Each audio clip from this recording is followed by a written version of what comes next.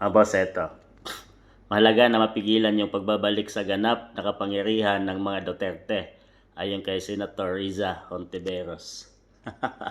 Yan mga boss, galing na sa kanya mismo na pipigilan nila ang pagtakbo at ang pagbabalik ng mga Duterte sa pinakamataas na kapangyarihan sa ating bansa. So kaya naman siguro samot-saring mga gawa-gawang kaso ang kanilang sinasampa ngayon at tulong-tulong ang mga pink at saka dilaw, pula para ibalik or isampa uli ang impeachment trial laban kay Vice President Inday Sara Duterte mga boss. Para ito ay pigilan sa 2028. Yun talaga ang kanilang target mga boss.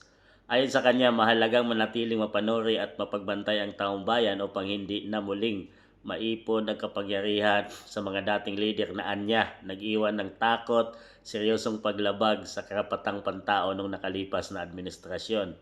Dagdag ng senadora na dapat lamang na magsilbing aral ang mga nagdaang karanasan ng bansa upang maiwasan maulit ang pamumunong nakasandig sa pananakot, panggigipit at maling paggamit ng kapangyarihan.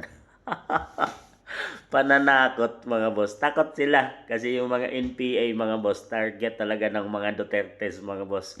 Kaya pananakot at panggigipit, yun bang ibig mo sabihin, Senator Riza?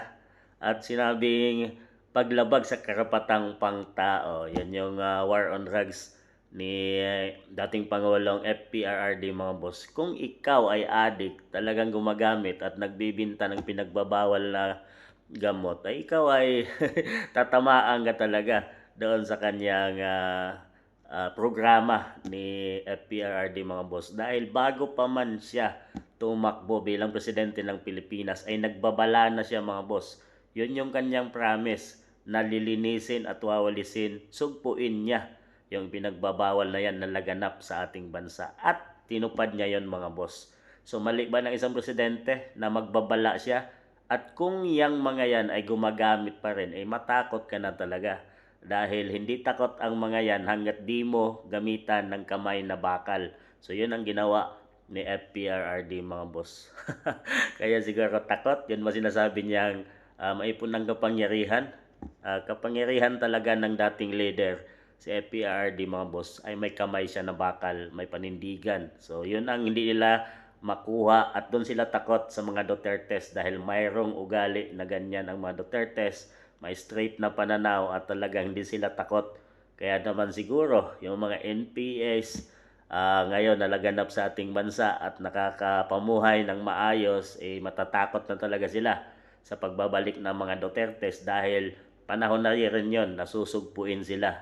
So ngayon dahil malaya sila sa PBBM administration at ganap na nakakagawa sila ng anong gusto nila. Kaya gusto nila ang PBBM admin at haharangin nila ang ito na makabalik sa kapangyarihan dahil sa 2028 talagang balitang tatakbo din si Senator Riza Hontiveros bilang presidente at tatapatan niya si BP Inday Sara. So sa inyong palagay mga boss at sa inyong puso, sino ang pipiliin nyo sa dalawang to? Kung sakaling sila nga ay maglaban bilang presidente ng Pilipinas sa 2028. Dahil ginagawa na nila ang lahat. Si BP Inday wala pa, pero sila puspusan na ang kanilang ginawa. Maharangan lang ang Dutertes makabalik sa kapangyarihan.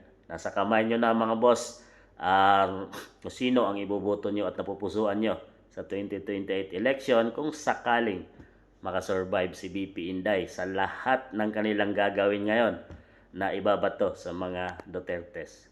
Sa inyo mga boss.